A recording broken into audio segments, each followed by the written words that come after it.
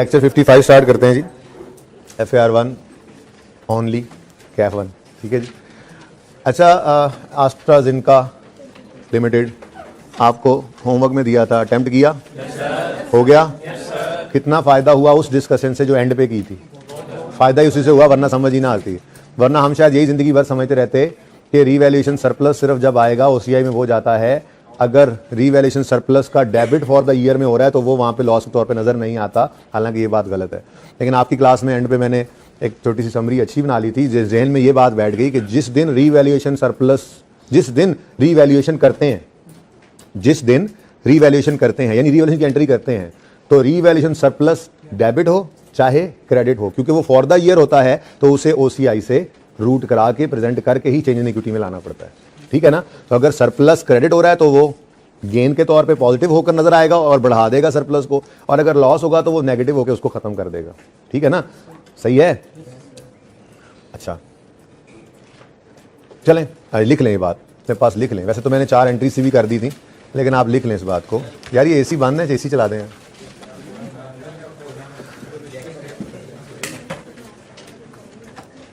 अच्छा जी लिखें, अच्छी वाली बात लिखवाई थी लेकिन बोली थी, लेकिन आप पता नहीं वो क्या बोली थी।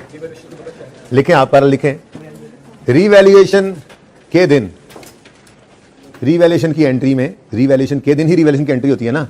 रीवैल्यूएशन के दिन, रीवैल्यूएशन के दिन, रीवैल्यूएशन की एंट्री में, रीवैल्यूएशन की एंट्री में अगर रीवैल्यूएशन सरप्लस, RS लिखना, अगर रीवैल्यूएशन सरप्लस हिट हो, ब्रैकेट में लिखो डेबिट / क्रेडिट, रीवैल्यूएशन की एंट्री में अगर रीवैल्यूएशन सरप्लस हिट हो यानी डेबिट हो चाहे क्रेडिट, ठीक है ना, तो उसका इफेक्ट OCI में नजर आएगा, तो उसका इफेक्ट OCI में नजर आएगा और वहां से रूट करके चेंजेस इन इक्विटी में, और वहां से रूट करके हम SOCIE में, और वहां से रूट करके हम statement of changes in equity में रीवैल्यूएशन सरप्लस RS के कॉलम में फेंकेंगे। मैं फिर बोलता हूं, किसी एक ने तो एक ही लिया होना। जो पीछे आसपास आगे पीछे परेशान होकर देख रहे हैं वो सुन लें जरा। रीवैल्यूएशन के दिन, रीवैल्यूएशन की एंट्री में अगर रीवैल्यूएशन सरप्लस हिट हो, डेबिट हो चाहे क्रेडिट, ठीक है ना, तो उसका इफेक्ट OCI में नजर आएगा और वहां से रूट करके हम SOCIE, statement of changes in equity में रीवैल्यूएशन सरप्लस के कॉलम में फेंकेंगे, ठीक है। मैं मिसाल लेके समझाता हूं, एक मिसाल बनाते हैं, एक डाटा ज़ूम करते हैं, ठीक है, 2 साल के ऊपर। ये मिसाल के तौर पे हमारा एक एसेट है, उसकी बुक वैल्यू 150 है और उसकी रीवैल्यूड अमाउंट आ गई 120, तो 30 रुपये का क्या आ गया? लॉस। सिचुएशंस बनाते हैं ना।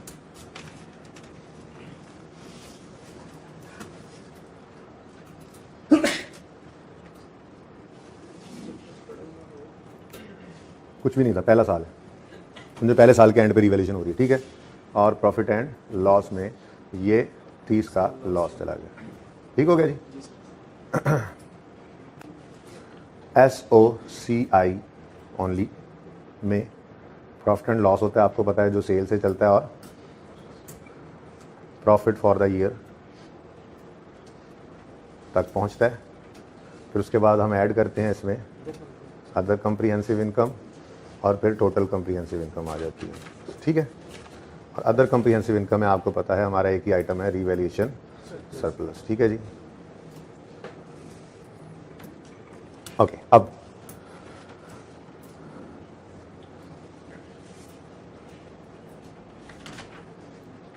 ये वैसे ही मिसाल के तौर पे ईयर 1 है, ठीक है। तो ईयर 1 के अंदर तो क्या हो गया कि हमारे पास लॉस ही सारा कहाँ चला गया? सीधा का सीधा प्रॉफिट एंड लॉस। कोई लड़ाई नहीं, कोई लड़ाई।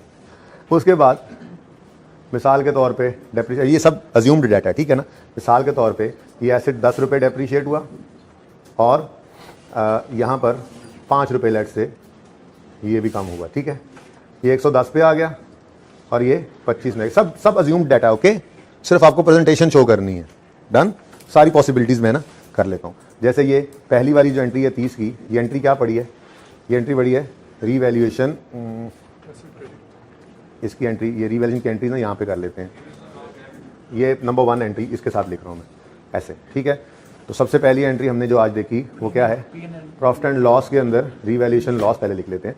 रीवैल्यूएशन लॉस आया जो सीधा बारों बार पीर बधाई प्रॉफिट एंड लॉस में चला गया 30, और हमारा प्रॉपर्टी प्लांट इक्विपमेंट क्रेडिट हो गया, ठीक हो गया जी। ये साल में हुआ। अच्छा, फिर डेप्शन वगैरह आती है, सब कुछ आता है, और सेल्स वगैरह भी तो आता है, सब कुछ। मैं सिर्फ इस वक्त रीवैल्यूएशन पे फोकस कर रहा हूँ। बुक वैल्यू आ गई, हमने इसको फिर इस साल में किया रीवैल्यू, तो एक लाइन लॉस भी आ सकता है, सरप्लस भी, एक लाइन खाली छोड़कर रीवैल्यूड अमाउंट लिखी, और रीवैल्यूड अमाउंट आ गई 140, 160 करो जरा, थोड़ा सा ज़्यादा। कितना सरप्लस आ गया, अब ये रीवैल्यूएशन सरप्लस आया है,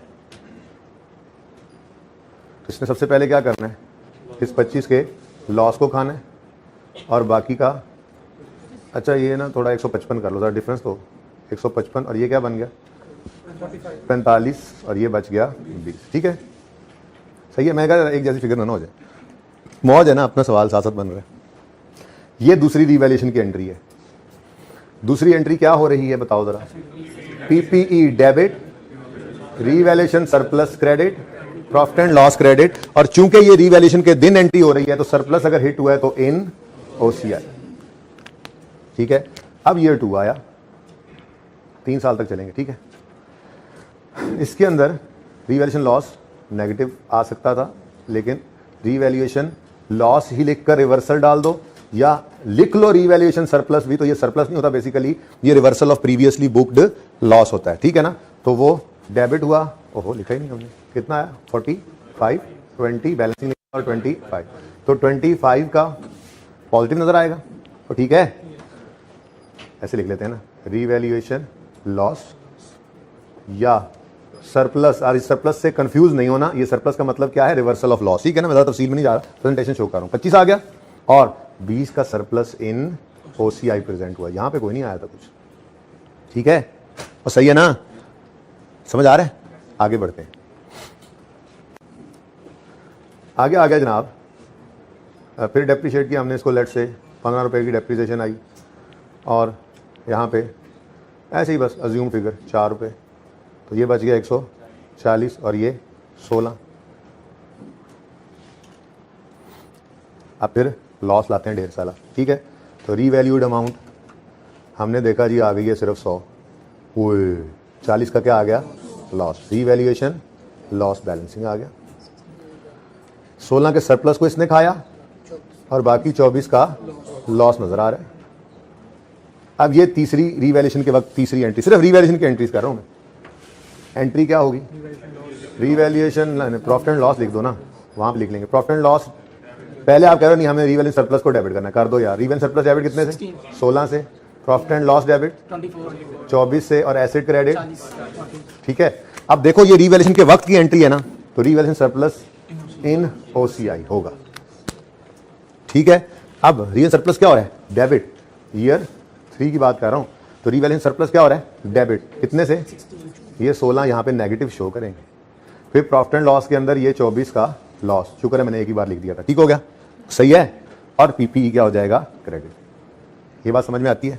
अच्छा, अब अगली बात, मैं चेंज इन इक्विटी के अंदर क्लोजिंग फिर लिख लेंगे, मैं चेंज इन इक्विटी भी बनाता हूं, लेकिन सिर्फ रीवैल्यूएशन सरप्लस का कॉलम बना देता हूं, ओके। रीवैल्यूएशन सरप्लस का और रिटेन्ड अर्निंग्स का बना लेते हैं, SOCI यहां से बनाते हैं, SOCIE, statement of change in equity, extracts हैं ये, रिटेन्ड अर्निंग्स, रीवैल्यूएशन सरप्लस, इसका तो पता नहीं है मुझे, ठीक है ना, डाटा। बहरहाल ईयर 1 ओपनिंग, ईयर 1 का मैं 0 ज्यूम कर लेता हूँ, ठीक है। आप कहोगे जी रिटेन्ड अर्निंग तो 0 नहीं ना हो सकती, ठीक है, ये कुछ होगा, लेकिन यहाँ पे मैं कह रहा हूँ पहली रीवैल्यूएशन हुई थी हमारी ईयर 1 में, ठीक है ना। इससे पहले ये ऐसे डेफिसिट होता हुआ आ गया होगा, ये 1 साल ही हुआ होगा, हम इससे क्या, ठीक है ना। अब पहले साल में रीवैल्यूएशन सरप्लस कोई नहीं था, पहली एंट्री पड़ी रीवैल्यूएशन लॉस डेबिट, तो यहाँ पे कुछ भी नहीं आया, देखना जरा, क्लोजिंग ऑफ ईयर 1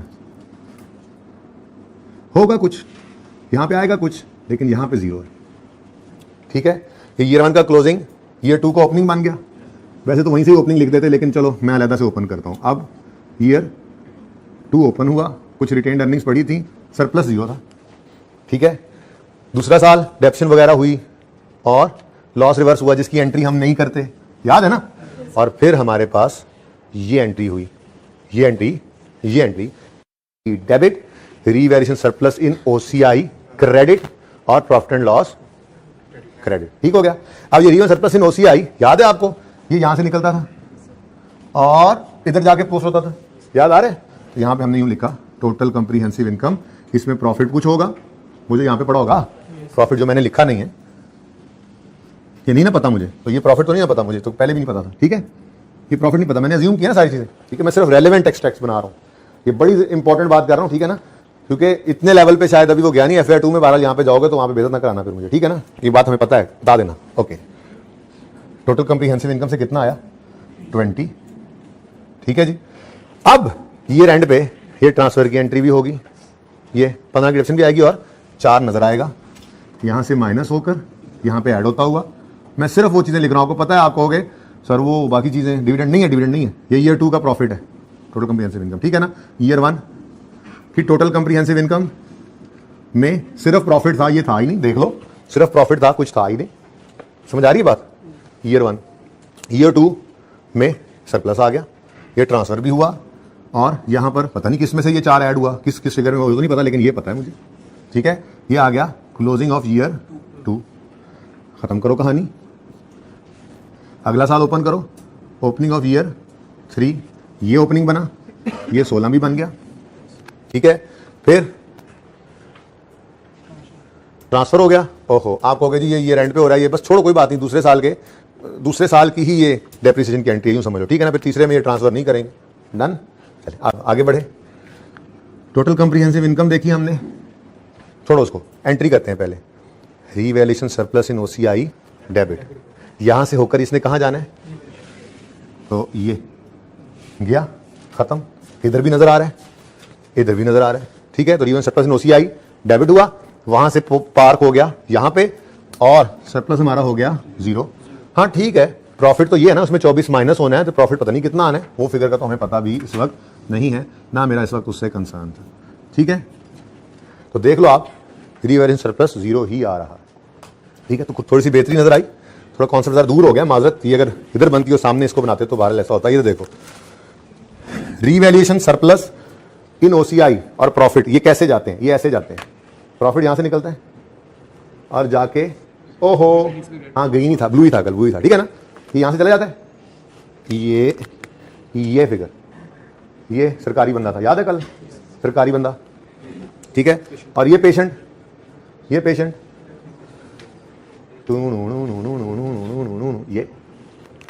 अब सही समझ आ रहा है। पहले साल में प्रॉफिट कितना गया, ये प्रॉफिट, ये ठीक है। पहले साल में सरप्लस कितना गया, ये 0, कुछ था ही नहीं। ठीक है, दूसरा साल आया, प्रॉफिट ये प्रॉफिट इस पे बैठा और ये आया पड़ा है, फिगर नहीं लिखी मैंने, अज्यूम करना तो कर लें फिगर, वैसे उलझ जाएंगे वैसे। ये 20 का सरप्लस आया OCI में, ये इस पे बैठा और ये पहुंच गया। ठीक है, अगला साल आया, ये प्रॉफिट नीली बत्ती वाली गाड़ी बैठा, ये आया पड़ा और ये लॉस इस गाड़ी में बैठा और ये आया। ठीक है ना, तो मकसद कहने का यह था, कल मैंने कहा था, अगर रीवैल्यूएशन के दिन रीवैल्यूएशन सरप्लस नाम की चीज हिट हो रही है, चाहे डेबिट हो रही है चाहे क्रेडिट हो रही है, उसके साथ इन OCI लिखना है। प्रॉफिट भी आ सकता है यहाँ पे, लॉस भी प्रेजेंट हो सकता है, बस यूं लिख देना, रीवैल्यूएशन सरप्लस स्लैश, और स्लैश की जगह नहीं बची, समझ तो गए हो ना। अगर मैं यहाँ पे ना लिखूं लॉस तो कोई मसला तो नहीं, वाल मैंने गुजारा कर ही लिया है, रीवैल्यूएशन सरप्लस स्लैश लॉस। ठीक है, सही है, इसको बस वैसे कहीं पे अलग से नोट कर लो, ये चीज और ये चीज 2 मिनट में। ठीक है, फिर मैंने ये मिटा देना।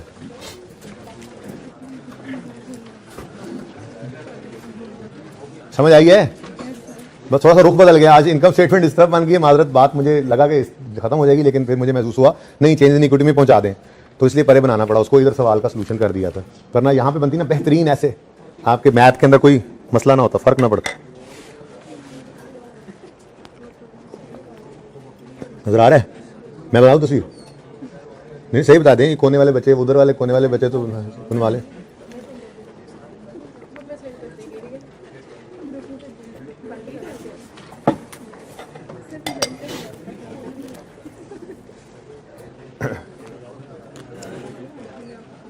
इतने महंगे महंगे मोबाइल घर वाले ने इसीलिए लेके दिए कि तस्वीर बना लें और उस साथ को मिटाकर आगे चलने दें। नोट किए जा रहे हैं, ऑनलाइन वाले पॉज करें और नोट कर लें।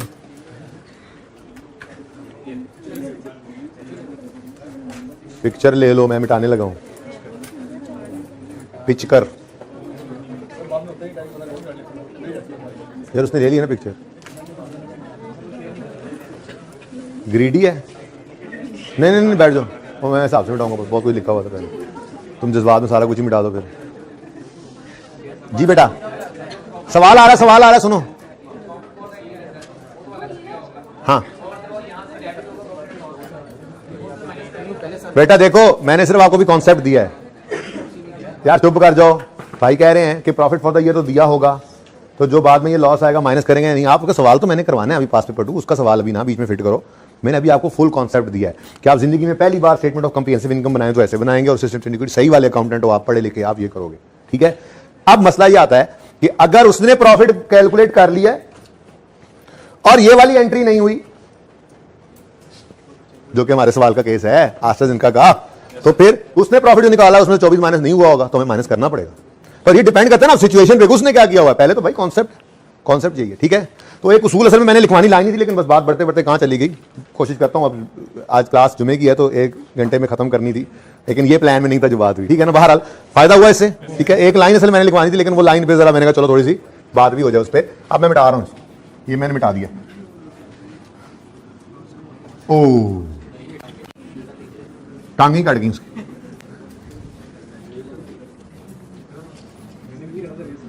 चलिए मिटा दे, चल यार तू खुश हो जा।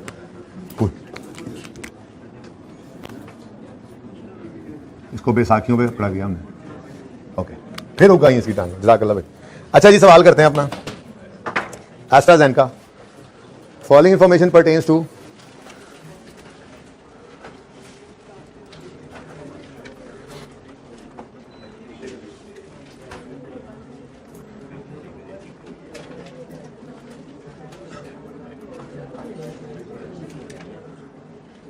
Column for total and comparative are not required, ये लिखा हुआ था आखिरी लाइन में। और उसके बाद लिखा हुआ है prepare ALS statement of change in equity for the year 31 दिसंबर 2020। तो ये रिक्वायरमेंट मैं हटाकर इधर ले आया हूं।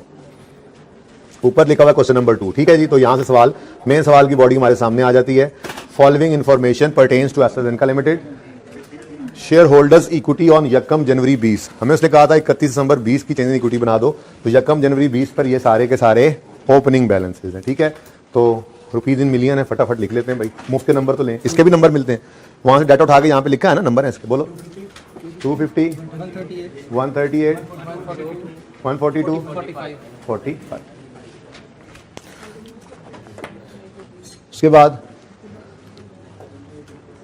45 कैसे किया आपने, इन दोनों को ऐड कर दिया, बता तो देना, ठीक है जी। Okay, profit and transfer of incremental depreciation as per draft financial statements for the year ended 20 amounted to 45 and 5 respectively, ठीक है जी। उसके बाद पॉइंट 2 और पॉइंट 4 को मिला के पढ़ना है।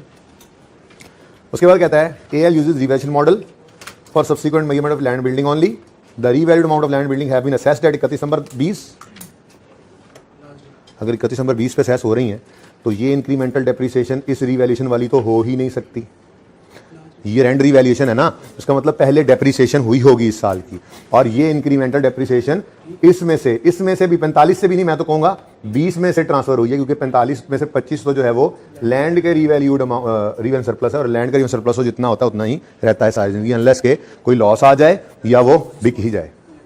बिक जाए तो रिटेन अर्निंग में ट्रांसफर कर देते हैं, लॉस आ जाए तो उसको खा जाता है, ठीक है। अब मसला ये नहीं है कि रिवैल्यूएशन हो रही है, मसला ये है कि वो कह रहा है but it is not incorporated in draft financial statements, the relevant details are as under, ठीक है। तो नीचे रिवैल्यूएशन जो करनी है वो उसने बता दी, लेकिन फिलहाल ये बताओ प्रॉफिट फॉर द ईयर कितना बता रहा है वो 45। तो 45 का प्रॉफिट वो निकाल चुका है, ठीक है, और इस साल जो रीवैल्यूएशन सरप्लस या लॉस है वो अभी तक उसने कैलकुलेट नहीं किया, इसलिए ओसीआई में फिलहाल कुछ नहीं आ रहा। ठीक है, इंक्रीमेंटल डेप्रिसिएशन की एंट्री क्या होती है? वो काम कर चुका है। ठीक है ना। अब मसला क्या है? मसला ये है कि यहाँ पर क्या कुछ आना है? डिविडेंड है, 2 डिविडेंड है। चलो उसके बाद टोटल कंप्रीहेंसिव इनकम आनी है 2020 की। इधर देखो, अब इधर देखो, अब अगर ये आखिरी रिवैल्यूएशन ना होती तो पुरसुकून जिंदगी थी। हम शेयर कैपिटल है, शेयर प्रीमियम है, हाँ, हम यहाँ पे क्या लिखते हैं? 45। क्यों? क्योंकि 45 प्रॉफिट ऑफ द ईयर है, वहां से पार्क हो गया रिटेन्ड अर्निंग्स में। और हम कहते हैं रिवैल्यूएशन सरप्लस कोई नया अराइज नहीं हुआ। ठीक है, फिर हम एंड पे एंट्री करते हैं ट्रांसफर टू रिटेन्ड अर्निंग्स, वो जो इंक्रीमेंटल डेप्रिसिएशन है, और वो एंट्री यहाँ पे पड़ती 5 से, क्योंकि एसेट दोबारा रीवैल्यू ना तो सरप्लस तो नहीं ना बढ़ता, लेकिन ट्रांसफर की एंट्री तो हर साल होती रहती है।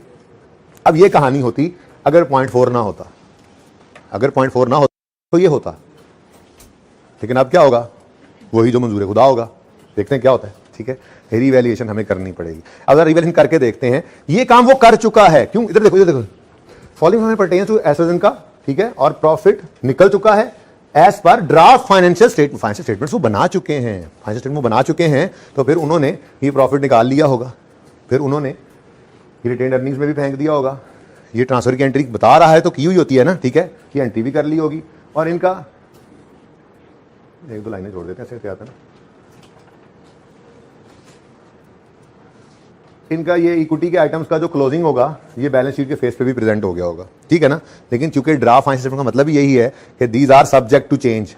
ठीक है ना, इसमें तब्दीलियां हो सकती हैं, गलतियां हो तो कोई बात नहीं, अभी तो ड्राफ्ट है, हम करके देखते हैं। ये रिवैल्यूएशन क्योंकि 31 दिसंबर पे रिवैल्यूएशन हुई है तो आपको पता है इसे इनकॉर्पोरेट करना चाहिए हमें अपने सवाल के अंदर। ठीक है, तो सही है ना, 31 दिसंबर पे जो हो गई। ओके, ऐसे तो काम नहीं चलेगा, सवाल देखना है। ठीक है, चलो फिर वर्किंग इधर ही करते हैं, फिर हैं बैठ के वर्किंग कर लेता हूँ। आप लोगों की इजाज़त हो तो? नहीं है इजाज़त, मैं फिर भी बैठूंगा। अच्छा, आपकी नाम है? हाँ है। इतने तो चलो छोड़ो, अब बात और निकल जाए, कैमरा भी चल रहा है। अच्छा, और मसला कोई नहीं है कैमरे से, बस बच्चे बदतमीजी करते हैं ना, बीच में से कॉपी कर लेते हैं। AL uses revaluation model for subsequent measurements of its land and building only. The related amounts have been assessed at 31 December but not incorporated in draft financial statement. ये रिवैल्यूएशन जो हुई है इसकी एंट्रीज नहीं की। Relevant details are as under. Balance as on 31 December 20 before revaluation. इधर देखो, working 1।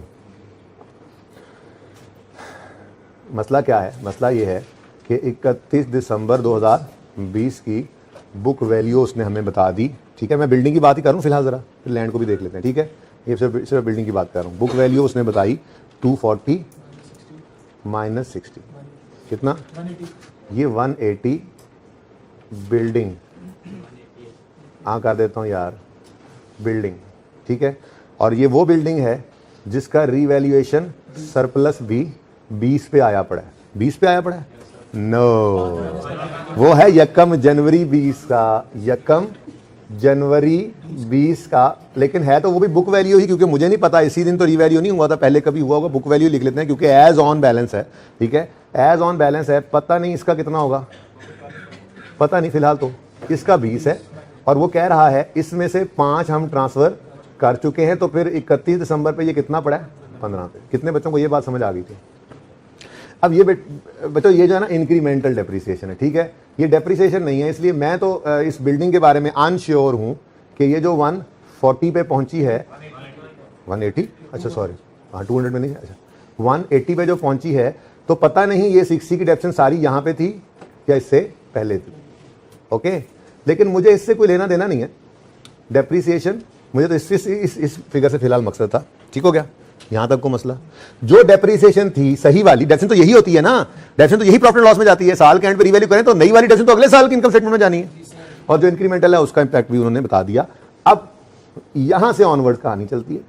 31 December 20 पर एक लाइन हम खाली छोड़कर रीवैल्यूड अमाउंट लिखते हैं, और जब रीवैल्यूड अमाउंट लिखते हैं तो पता चलता है कि वो है 158। कहो सुभान अल्लाह, लॉस आ गया कितना? 22 का ही आ गया, रीवैल्यूएशन लॉस आया। और ये रीवैल्यूएशन लॉस इतना ज्यादा है कि ये सारे सरप्लस को खा गया, 0 हो गया, और खाकर भी उसका पेट नहीं भरा, और वो नजर आ रहा है 7 रुपए का लॉस, जिसको हमने प्रॉफिट एंड लॉस में ईयर एंड पे फेंकना है। अब इसको मजीद डेप्रिशिएट नहीं करना, ठीक है, तो सही है ना, इस आगे में लाइन लगा दी। अच्छा, इससे ऊपर भी किसी चीज की हमें जरूरत नहीं थी वैसे, तो ऐसा आपको समझाने के लिए मैंने किया था कि 20 से परेशान ना होना, लेकिन कहानी तो पूरी होनी चाहिए, वर्किंग तो इतनी भी काफी थी, ठीक है। अब ये आपको एंट्रीज में सिखा रहा था इतनी देर से, यही एंट्रीज तो मैं सिखा रहा था। इसकी एंट्री क्या बनेगी?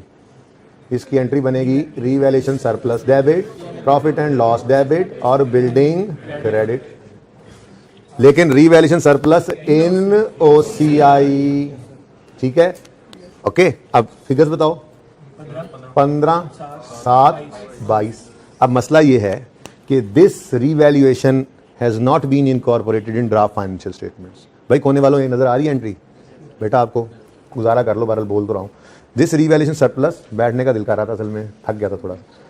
ये ओसीआई में 15 का डेबिट होना है, प्रॉफिट एंड लॉस 7 से एक्सपेंस बनना है, और बिल्डिंग क्रेडिट होनी है। ये सब कुछ हमने कोई नहीं किया हुआ, ठीक है। अब जब ये सब कुछ करने जाएंगे तो हमारी रेलेवेंट तो सिर्फ स्टेटमेंट यानी इक्विटी है ना, इसलिए पीपी को यानी बिल्डिंग को क्रेडिट करने की अब जरूरत नहीं है हमें, ठीक है ना। लेकिन ये दोनों हमारे लिए रेलेवेंट फिगर्स हैं। क्यों? जो रीवैल्यूएशन सरप्लस इन ओसीआई आना था वो लिखा नहीं था, तो एक तो ये रीवैल्यूएशन सरप्लस आ जाएगा, कितना बोलो? 15, लेकिन ओहो सरप्लस नहीं बल्कि लॉस है, तो हम तो ये दोनों ही लिख लिया करते हैं, ठीक है। तो एक तो ये चीज नहीं आ गई, और दूसरा ये जो एंट्री हमने नहीं की, ये अगर करते तो एक 7 का लॉस भी इधर आता, जो कि रीवैल्यूएशन लॉस है, प्रॉफिट एंड लॉस में ही जाता है। अब ये जब हम एंट्री करेंगे ना, तो एक तो एक ओसीआई के अंदर 15 का लॉस आएगा, और दूसरा ये प्रॉफिट एंड लॉस में 7 पढ़ के इस 45 को भी सही कर देगा 30, ठीक है। तो ये 45 नहीं जाना अब यहां पे, क्योंकि हमने अगर रीवैल्यूएशन, अगर ये एंट्री रीवैल्यूएशन हुई है तो इनकॉर्पोरेट करनी है। जब इनकॉर्पोरेट करते हैं तो एंट्री ये पड़ती है, जब एंट्री ये पड़ी तो फिर अब यहां पर 38 की फिगर आएगी, ठीक है। तो 38 लिख दिया हमने, मैंने उसको लिख के काट दिया। आप अगर चाहें तो वर्किंग में शो कर सकते हैं, ठीक है। इसको सामने हमने नहीं आ रहे हैं ना, चला गया थोड़ा सा, नहीं यार, PCI 2020, ठीक है, सही है। ये बात समझ आ गई? ओके। अगली बात, अब ये भी डैश नहीं रही, सही है ना? क्यों? क्योंकि 38 बन गया। क्यों बना? एक लॉस आया है, लेकिन उसने पहले जो सरप्लस उठाया था वो भी तो ओसीआई में प्रेजेंट करके आए हैं, तो साथ साथ नोट कर रहे थे, इसलिए हंसे हो। अच्छा, डैश पे ये भी डैश नहीं रहा, ओके, ठीक हो गया यहां तक को मसला? अच्छा चलो ठीक है। अब ये सिर्फ बिल्डिंग की बात हुई है, आगे चलते हैं, ठीक है। वर्किंग जैसे मर्जी कर लें, समझ आना चाहिए, ठीक है। तो फिलहाल तो मैं इसलिए कटवाता जा रहा हूँ, समझाता जा रहा हूँ। लो भाई, कटे कटे क्या होता है? सन ऑफ बोलो, ओके जी। वर्किंग 2। अच्छा आप देखो, मैं ना 31 दिसंबर 20 पे कॉन्फिडेंस से बुक वैल्यू लिखने लगा हूं, क्योंकि ये तो डेप्रिशिएट भी नहीं हुआ होता, ट्रांसफर भी नहीं हुआ होता, ठीक है। तो 31 दिसंबर 20 पे बुक वैल्यू ऑफ लैंड, अब लैंड की कहानी चल पड़ी है। Book value of land is ये 75। अब इसमें कोई डेप्रिसिएशन होनी भी नहीं थी, कोई ट्रांसफर भी नहीं होनी थी, तो जो इसका रीवैल्यूएशन सरप्लस पड़ा है ऊपर कितना, ये मैंने 31 दिसंबर 20 पे भी यही लिख दिया। अगर मैं 1 जनवरी 20 लिखता तब भी ये 25 ही होता, पर मैं लिख नहीं रहा, मुझे जरूरत नहीं है ऐसे टाइम ज़ाया करने की। ये यहाँ अगर इसके यहाँ पे 1 जनवरी 20 लिखूँ ना, तो ये 75 है, ये 25 है। 31 दिसंबर 20 पे भी ये 75 और 25 ही रहना है, इसलिए मैंने वक्त बचा लिया। कोई मसला है तो मैं बना देता हूँ। अच्छा, फिर 31 दिसंबर 20 पे एक लाइन खाली छोड़कर रीवैल्यूड अमाउंट लिखी हमने 65। यार कभी ऐसा तो नहीं होता कि आप मेरे डर की वजह से कह देते हो कि हमें समझ आ गई है? यार अगर आप ऐसा करते हो ना तो मेरे साथ बहुत ज्यादती करते हो आप। जब तक बात समझ ना आया करे बेशक समझते रहा कीजिए प्लीज़। मेरी कोशिश यही होती है कि जब तक समझ ना आए, हम सुकून से लगे रहते हैं, हमको पता है करते रहते हैं। मैं तो 4 दिन मैं आज जो सोच के आया था वो तो अब तक हो चुका होता। मेरी कोशिश तो होती है चीज़ें समझाऊं, लेकिन ना समझ आएगा तो बता दिया करो यार। अब मजाक कर रहे थे तो फिर वापस ले लो अपना मजाक। रीवैल्यूएशन लॉस कितना आया? 10 निकल गया। प्रॉफिट एंड लॉस में क्या गया? और ये कितना आ गया? लेकिन इस शुक्र है कि एंट्री तो फिर भी हो रही है, और वो एंट्री हो रही है रीवैल्यूएशन सरप्लस डेबिट और लैंड क्रेडिट, और चूंकि ये रीवैल्यूएशन के दिन एंट्री हो रही है तो NOCI फिर कट्टा, ओके, फिर कट्टा, अब रीवैल्यूएशन सरप्लस कट्टा। इधर देखो, आप थोड़ी सी वर्किंग भी शो कर देते ना, ऐसे अच्छा भी नहीं ना लगता, आपको भी पता लगे क्या हुआ है भाई। हुआ है ये 15 का सरप्लस, वो लॉस आया, ठीक है, और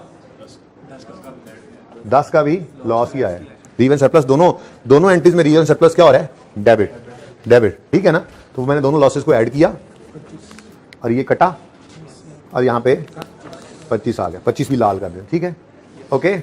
लेकिन ये कट्टा इसलिए क्योंकि ये हमने 2 स्टेप्स में रिकॉर्ड किया, और ये कट्टा इसलिए क्योंकि उसने गलत किया हुआ था, हमने ये एंट्री की थी, ठीक है, ओके। चलो लो भाई, इधर तो सही लिख देना, ऐसे हर वक्त कट्टा अच्छा भी नहीं लगता, ओके। अब इधर देखो, वही वाला काम हो रहा है,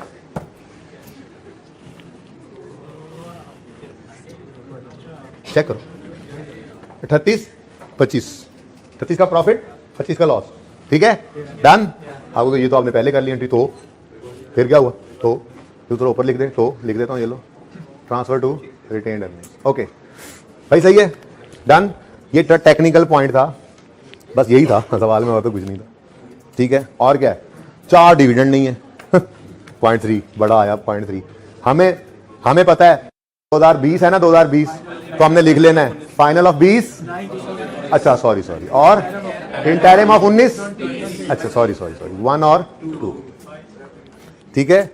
1 और 2 लिखने पे हंसने वालों आ रहा है टर्म टेस्ट, देखूंगा 1 और 2 लिखे बगैर कैसे करते हो। अच्छा चले, सिलेबस बता दिया जी, लेक्चर 1 से 56 तक, मार्क्स डिपेंड करता है जितने सवाल अच्छे बन गए। रिवीजन के क्वेश्चंस अभी मैंने नहीं देखे, देख लूंगा, रात तक भेज दूंगा या कल सुबह तक, भाई टाइम मिला तो भेज दूंगा, सीधी बात है, बोल रहा हूं, जब टाइम मिलेगा भेज दूंगा, okay okay.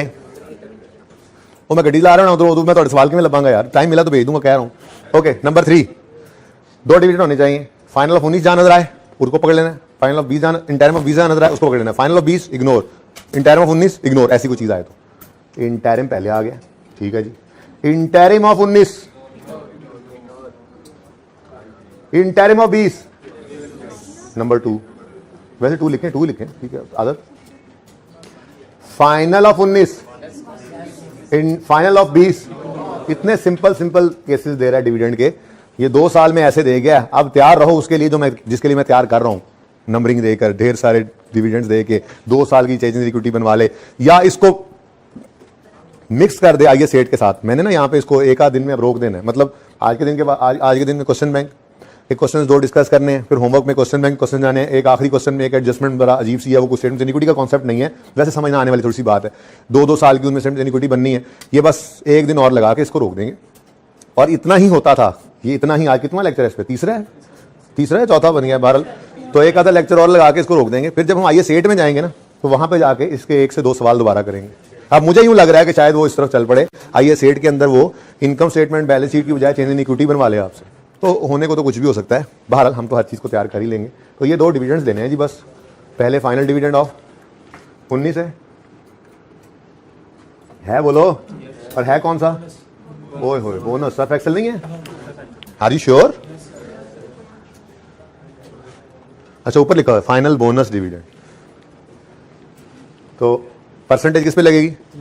Latest share capital के बैलेंस पे। अगर परसेंटेज ना हो, रुपीज में दिया हो जैसे क्वेश्चन बैंक में है, तो नंबर ऑफ शेयर्स निकाल के उसको रुपीज को पर शेयर दिया होता है ना, यहाँ पे परसेंटेज दे दी, वहां पे देता है जी हर शेयर के बदले 2 रुपए मिलने हैं, तो नंबर ऑफ शेयर्स निकालो, मल्टीप्लाई बाय 2 कर दो, आपका डिविडेंड आ जाएगा, ठीक है ना। 250 इंटू 20 वो करते हैं क्वेश्चन बैंक के सवाल, परेशान ना हो।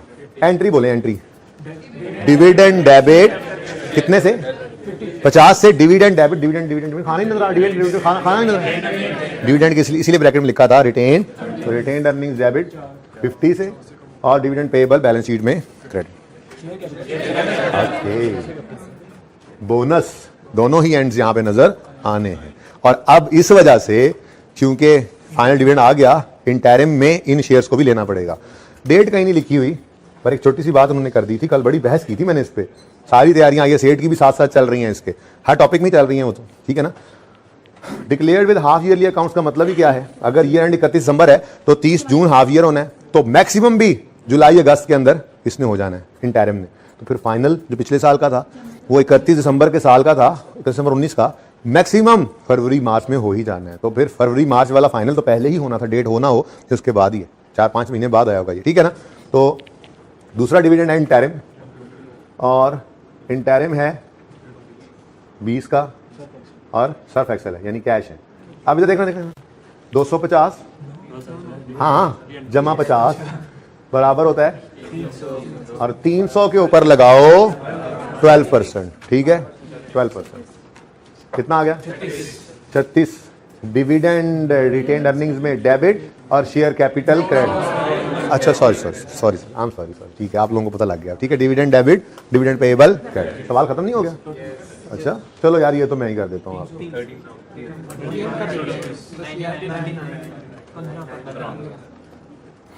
15 चेक कर ले, सरप्लस में 15 नहीं बचता है वैसे, ये तो बचा ही नहीं और ये 15 बच गया, ठीक है ना। किसी ने अलग किया सरप्लस तो अलग कर लें, वैसे मेरे ख्याल में बेहतर यही है कि इकट्ठा रखा जाए यहाँ पे आके, क्योंकि वर्किंग्स तो हो गई हैं, ठीक है। अब यहाँ पे अगर जो 10 एसेट रीवैल्यू हो रहे हैं तो फिर चेंज इन इक्विटी में 10 कॉलम सरप्लस के पड़े होंगे, तो फिर यहाँ पे इकट्ठा लिख लें, कोई मसला नहीं, ठीक है। टोटल कॉलम रिक्वायर्ड नहीं था इसलिए वक्त ज़ाया नहीं करना। क्लोजिंग बैलेंस, तो that is a beautiful question. 2020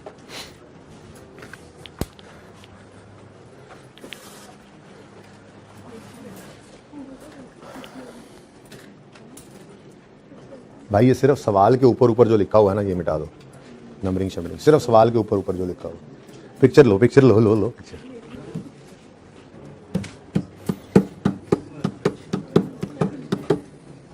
जल्दी करें, जुमे की क्लास है, जल्दी करें, अभी से तैयारी करनी पड़ती है मुझे तो जुमे की। आप लोगों को तो निकल क्लास पढ़ लेंगे ना जुमा।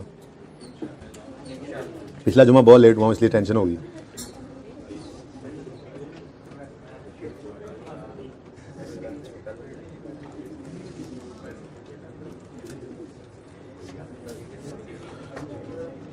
जी आपको 3 और 4 होमवर्क में दिया था, चलें जरा 3 भी पढ़ लेता हूँ और 4 भी पढ़ लेता हूँ। हुई मिट भी क्या खुद से? जी बेटा क्वेश्चन है, कोई क्वेश्चन ना करना, मैं तो दस रहा था। ठीक है सर आप अभी कह रहे थे कि समझ लिया करो अभी आप, वो तो मैं मजाक कर रहा था, ये मजाक नहीं कर रहा था। नहीं ये मैं मजाक कर रहा हूँ, वो मजाक नहीं कर रहा था। अच्छा जी,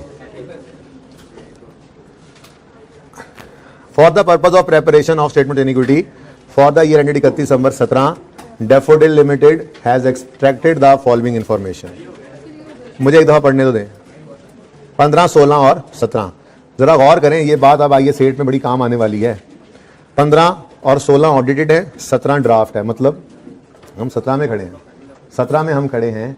तो 17 के साल 31 दिसंबर 17 पे तो सिर्फ 17 का प्रॉफिट ही फाइनल होना बाकी है ना, जो कि मैंने कहा है कि जनवरी फरवरी में हो जाएगा फाइनल, ऑडिट रिपोर्ट दे देगा और 3-4 महीने में तो एजीएम भी हो जाती है। लेकिन इसी तरह से 16 के साल का तो फाइनल होके एजीएम होके अप्रूव सब कुछ हो गया होगा, ऑडिटेड इसीलिए लिखा हुआ है, और उससे पिछला भी यूजर्स के पास पहुंच चुके हैं वो दोनों अकाउंट, ठीक है ना। लेकिन ये ड्राफ्ट अभी यूजर्स के पास नहीं पहुंचा होता, ये हमारे हाथ में ही होता है। ये बेस बना रहा हूं वैसे आईए सेट की, दिल तो कर रहा है साथ ही आईए सेट शुरू कर दें, अगला स्टैंडर्ड हो सकता है आईए सेट ही शुरू कर दें, तो मैं देखूंगा जरा तसल्ली से कि कैश फ्लो की बजाय आईए सेट की तरफ चले जाएं शायद, ठीक है ना, क्योंकि बातें इसी तरह की हो रही हैं बेहतरीन। अब देखो जैसे बेस बन रही है तो आईए सेट भी तो करना ही है, कल भी तो करना ही है, ये थोड़ा ही कि नए स्टैंडर्ड है तो एंड पे ले जाएं। तो नए वैसे हैं कौन कौन से? दो ही तो हैं, ईपीएस और आईए सेट, एनपीओ तो वही है। अच्छा,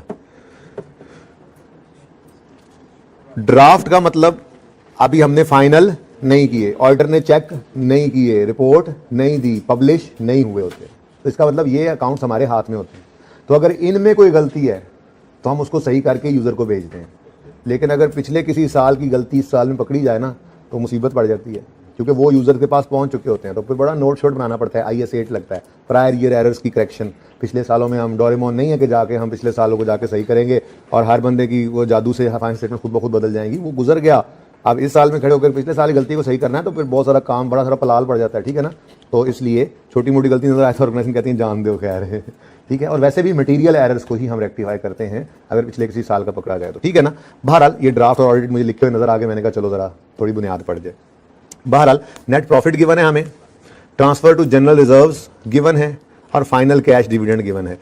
15 के साल का डिविडेंड गिवन है। अगर तो हम 16 और 17 दोनों साल की चेंज इक्विटी बना रहे हों तो फिर ये 15 का फाइनल 16 में आना है, और अगर हम सिर्फ 17 की स्टेटमेंट इक्विटी बना रहे हों तो फिर इसको इग्नोर करना था। ठीक है, रिक्वायरमेंट क्या है?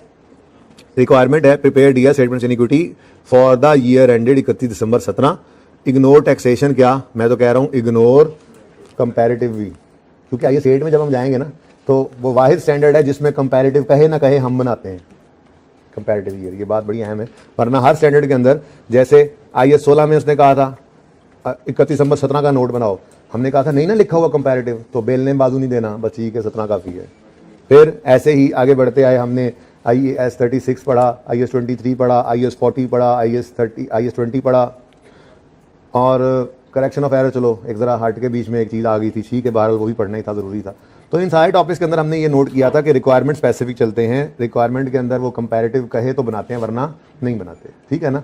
लेकिन जब IAS 8 में जाएंगे तो वहाँ कंपैरेटिव कहे ना कहे वो स्टैंडर्ड की ही रिक्वायरमेंट है, कंपैरेटिव हम बनाया करते हैं। तो यहाँ पर तो अभी IAS 8 का मसला नहीं, IAS 8 का मसला तब आएगा जब मैंने जैसे आपको कहा पिछले किसी साल का एरर इस साल पकड़ा जाए, या अकाउंटिंग पॉलिसी में चेंज आ जाए, अकाउंटिंग एस्टीमेट के अंदर चेंज आया तो पिछले साल को छेड़ते नहीं है। उसकी बात तो मैं आपसे अल्हम्दुलिल्लाह कर चुका हूँ, चेंज एस्टीमेट का नोट बनाया था और कहा था रेजिडुअल वैल्यू वाला हम करेंगे IAS 8 में जाके। बहरहाल ये बातें और तरफ निकल रही हैं, वापस आए। एक ही साल की statement of change in equity बनानी है हमने, इसलिए 15 के फाइनल डिविडेंड को हमने इग्नोर करना था, ठीक है। डिटेल्स ऑफ शेयर इशू, बड़े शेयर इशू किए हैं जी, 25% राइट शेयर्स वर इशूड, ठीक है जी, ऑन यकम मई 16 एट 18 पर शेयर। अब ये जो अगली लाइन लिखी हुई है ना, the market price per share immediately before entitlement date was also 18।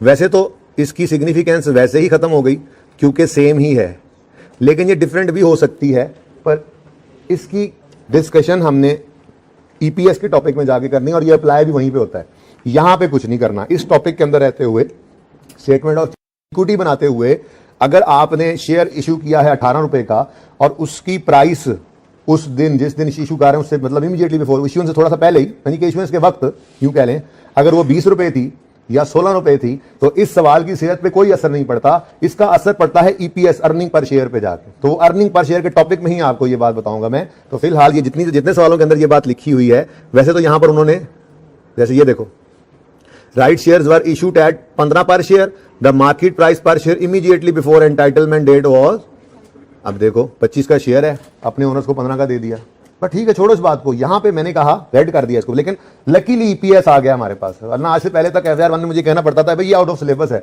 ये आप इसको इग्नोर करें, आगे भी किताब में लिखा हुआ है लेकिन इग्नोर करें, बेशक काट दें। मैं बच्चों को कहता था काट दो किताब में से, क्योंकि एप्लीकेबल ही नहीं था। लेकिन अब मैं ये काट नहीं रहा, मैं कह रहा हूँ EPS में ही एप्लीकेबल है, इंशाल्लाह वहां जाके इसकी बात करेंगे, कैलकुलेशन करते हैं छोटी सी, इसके असरात लेते हैं, ओके। पर ये वहीं की बात है, ओके जी। तो 25% राइट शेयर्स किए, उसके बाद बोनस इशू किया 10% 1 अप्रैल को, उसके बाद 50 मिलियन राइट शेयर इशू किए। भाई परसेंटेज की बजाय उसने शेयर्स ही दे दिए, यानी कि हमने स्टेप 1 में पहले shares immediately before right issue निकालने होते थे, फिर स्टेप 2 में राइट इशू निकालते थे, वो उसने निकाल के दे दिया, जिंदगी आसान, ठीक है जी। बोनस ऑफ 15 वॉज मेड, ठीक है जी। और इस सवाल में मुझे और तो कोई ऐसी काम की बात नजर नहीं आई, ठीक है जी। तो ये कुछ बातें थी जो आपके साथ करनी थी, हो गया होगा ये सवाल। शेयर कैपिटल एंड रिजर्व 31 दिसंबर 15, जी बेटा सवाल किया था बेटा, अब दोबारा कर लेना फिर, अगर नहीं हुआ था तो अब हो जाएगा। मसला कहां पे आया इस सवाल में? एक मिनट यार, क्या जी बेटा? बेटा उसके ऊपर लिखा हुआ है कि 15 की फाइनेंशियल स्टेटमेंट्स के आगे लिख रहा है फाइनल कैश डिविडेंड, तो वो 15 के ही डाटा को लिख रहा है ना, तो 15 का फाइनल तो 16 में आ गया होगा। हम तो 17 की चेंज इन इक्विटी बना रहे हैं, इसलिए हमें इसको इग्नोर करना था। तो नो सर का मतलब ये होता है सवाल पूरा ही नहीं हुआ, क्वेश्चन किया करो स्पेसिफिकली, अल्लाह के बंदो कि मसला किस में आया, और पूछो। सोल्यूशन में 16 की बनी हुई है, मैं मानता हूं, लेकिन मैं अब आपको पेपर के लिए तैयार कर रहा हूं, ठीक है जी। ओपनिंग बैलेंस निकालें, डायरेक्ट निकालें, क्या जरूरत है? तो बना ले, वर्किंग में बनाएं, वर्किंग में बनाएं। अच्छा, अब अगर 15 की, मैं 16 की बात कर रहा हूं, अब अगर 15 की बनानी है ओपनिंग तो वर्किंग में बनाएं। मैं आपको पक्का इस बात से कह रहा हूं, IK ने सोल्यूशन के अंदर यही किया था, दोनों साल की बना दी, लेकिन मैं आपको कह रहा हूं जब तक कंपैरेटिव कहे ना हमने नहीं बनाना। अब बनानी तो 17 की ही स्टेटमेंट इक्विटी है, आपको ओपनिंग चाहिए, नहीं निकल रहे, इक्विटी चेंज इन इक्विटी मत बनाओ, कोई वैसे वर्किंग कर लो, सिर्फ कॉलम बना लो, आपकी मर्जी है। पूरी चेंज इन इक्विटी बनाने की जरूरत नहीं है। आप कहते हो नहीं हमने तो बनानी है, तो फिर भी वर्किंग में बनाना, वर्किंग में बनाओ। और अगर 16 की बनानी है तो जाहिर है 15 का फाइनल उसमें तो आना है, लेकिन हमारे रिक्वायर्ड साल के अंदर नहीं आएगा।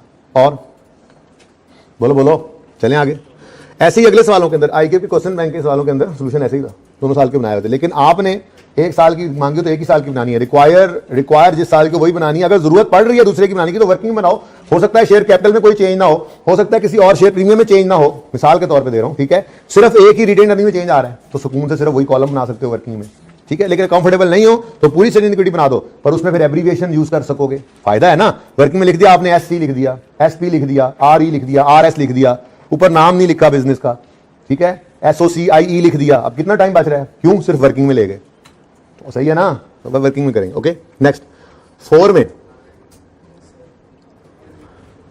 MK corporation an entity in the business of manufacturing and sale of yarn products, company year end is December, below is relevant information, यकम जनवरी 18 हमें रिक्वायर हमसे उसने किया है। अब देखो उसने दोनों मांग लिए हैं, अब दोनों बना लेंगे, ठीक है ना, तो फर्क आना चाहिए, ठीक है। उसने दोनों बना दिए थे क्योंकि उसको चाहिए थी फिगर, ने बनाकर दे दिया। लेकिन इससे आप कहीं गलत बात ये ना इन्फर कर लो कि लाजमी है एक साल की मांगे तो दूसरे की भी बनानी है, ऐसे लाजमी नहीं है ना, ठीक है। तो जरूरत पड़े तो बना लेंगे, वर्किंग में बना लेंगे, अनलेस कि वो यूं कह दे दोनों साल की बनाओ, और दोनों साल की बनाने का कह दे तो फिर एक ही हेडिंग दो और उसी क्लोजिंग को अगले साल ओपनिंग बना लो, फिर दोबारा हेडिंग्स मत बनाना, ये करना। लेकिन इसका मतलब ये कतन नहीं है कि अगर 17 के साल की सिर्फ मांगी है तो आप वर्किंग करने के लिए भी उसको वहीं से शुरू कर लो 16 से, नहीं, वो पक्की बात है। अगर एक साल की मांगी है तो एक ही साल की बनानी है, और बाकी अगर पिछले साल की चाहिए हो तो वर्किंग में चले जाना। और अगर 2 साल की कहे तो हेडिंग्स वगैरह एक ही दफा देकर उसी को भाई सुन ले यार, हेडिंग्स देकर ऊपर नाम वगैरह, मतलब बिजनेस का नाम, सिर्फ इक्विटी सब कुछ लिख के, शेयर कैपिटल शेयर प्रीमियम की हेडिंग देके ऊपर पे लिखोगे ओपनिंग यकम जनवरी 18, फिर सारा कुछ करके 31 दिसंबर 18 पे क्लोजिंग लिखोगे, और अगले साल ओपनिंग लिखने की भी जरूरत नहीं है, वही ओपनिंग बन ही जाएगा। हाँ, नीचे डबल लाइन ना लगाना, मैं करवाऊंगा एक सवाल इसका इस तरह से, ठीक है ना। वो सवाल वो करवाऊंगा जो आपको आज समझ नहीं आना और आपने नेक्स्ट क्लास में पढ़ना है, इससे अगला क्वेश्चन बैंक का, वो एक एडजस्टमेंट की वजह से, ठीक है। अच्छा चलो अब इसके अंदर 1-2 बातें वो आप सुन लें। चलें जी, पहले तो राइट इशू है, कोई मसला नहीं है, राइट इशू तो आपको आता ही है। Issued right shares for 20 right shares और इशूड इन प्रोपोर्शन ऑफ 1/5। 1/5 को हमने 1/5 कर लेना है, ठीक है ना। Okay, board of directors approved interim dividend of 2.525 पर share for the half year. अच्छा, अब ये जब पर शेयर आता है ना, यहां पे शेयर होल्डर्स की बात नहीं कि इसलिए सुकून में रहो। पर शेयर का मतलब क्या है, हर शेयर के बदले 2.25 चाहिए। अब इससे पहले राइट इशू हो चुका है, क्या ख्याल है, हो चुका है ना भाई, 31 मार्च को राइट इशू हुआ है और हाफ ईयर एंडेड 30 जून को है, और उसका डिविडेंड बाद में ही आएगा ना। तो एक तो ये शेयर्स आ गए, और एक हमारे पास कहां गया शेयर कैपिटल, ये रुपीज में पड़ा है। रुपीज को डिवाइड बाय 10 करोगे, नंबर ऑफ शेयर्स आ जाएंगे ओपनिंग वाले।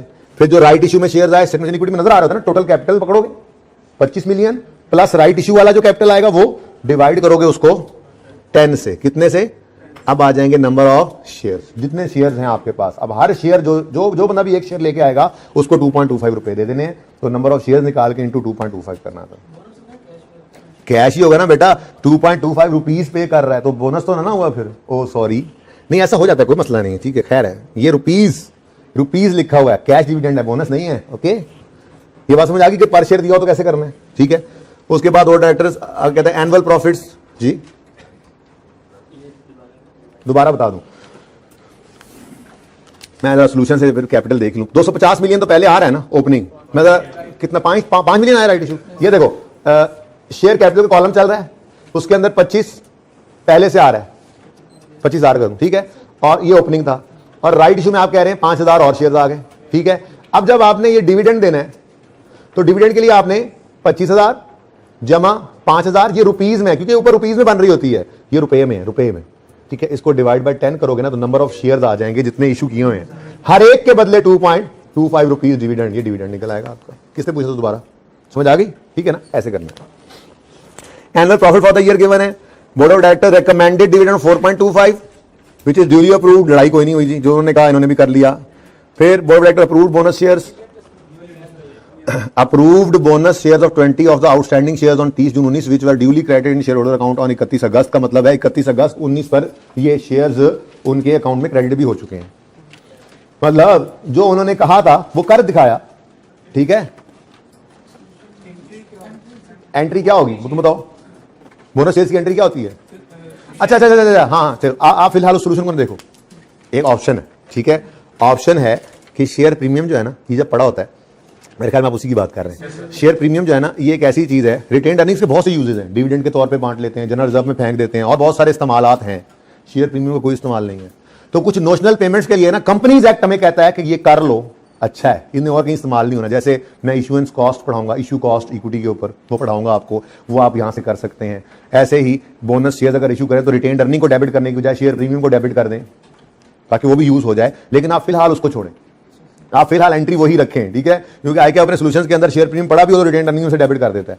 दोनों ही सही हैं। वैसे जिसने रिटेन्ड अर्निंग से डेबिट किया, शेयर प्रीमियम को छोड़ दिया, मस्ट नहीं लिखा हुआ कंपनीज एक्ट में कहीं पे कि लाजमी है, या किसी अकाउंटिंग स्टैंडर्ड में लिखा हो लाजमी है कि शेयर प्रीमियम में से ही दो, अगर पड़ा हो पहले तो। लेकिन एक इजाजत दी गई है लॉ के ना अंदर, कुछ होती हैं बेस्ट कॉर्पोरेट प्रैक्टिसेस, लेकिन अच्छी कॉर्पोरेट प्रैक्टिसेस होती हैं, तो उनमें एक ये बात भी है कि शेयर प्रीमियम का चूंकि कोई और यूज नहीं है, तो एक दो काम ऐसे हैं जिससे इसमें से कर दिया करो, ये यूज हो जाए। जैसे कि इशुएंस ऑफ मुफ्त शेयर्स, जैसे कि इशू कॉस्ट ऑन इक्विटी, ये रिटेन्ड अर्निंग में से होते हैं वैसे दोनों। जब इशू कॉस्ट समझाऊंगा तब बताऊंगा ना, ठीक है। तो शेयर, ये मुफ्त शेयर्स हम बांटते हैं रिटेन्ड अर्निंग में से, यही सीखा हुआ है।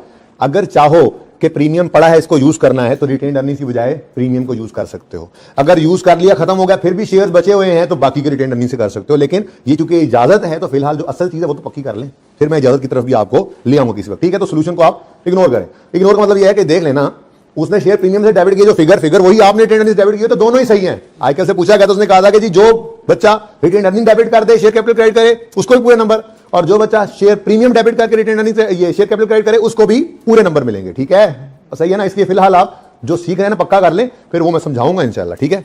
सही है। और कोई मसला इसमें तो नहीं आया? और कोई मसला नहीं आया। 5 क्वेश्चन जो है ना, इसके अंदर नहीं है, वो 6 में है, ठीक है। तो 5 और 6 आपका होमवर्क है क्वेश्चन बैंक का। क्वेश्चन बैंक का 5 और 6 आपका होमवर्क है, ठीक है जी। और एमसीक्यू अभी ना कीजिएगा, क्योंकि थ्योरी अभी इसकी थोड़ी सी मैंने पढ़ानी है, ठीक है। तो होमवर्क आपका हो गया क्वेश्चन बैंक 5 और क्वेश्चन बैंक 6 की एक एडजस्टमेंट में आपको थोड़ा सा मसला होगा इंशाल्लाह, और वो है ये। लेकिन ना उसके अंदर थोड़ी सी बात याद, थोड़ी सी ऐसे थोड़ी सी नकल करा देता हूं, गैस दे देता हूं। वो गवर्नमेंट ने कोई लॉ पास कर दिया कि जो भी कंपनी एक सर्टेन लेवल से ऊपर प्रॉफिट कमाएगी, उनको इतने प्रॉफिट का इतने % एज अ डिविडेंड बांटना जरूरी है। ये लॉ पास हुआ तो 19 के साल का प्रॉफिट 20 में फाइनल होता है, तो फाइनल डिविडेंड वो अनाउंस करने लगे, तो उन्होंने कहा यार ये लॉ की रिक्वायरमेंट पूरी ना कर लें।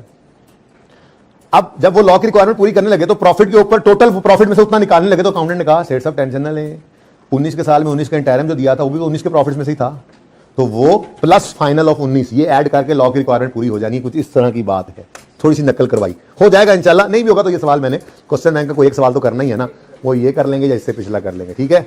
सही है, ओके, अल्लाह हाफिज़।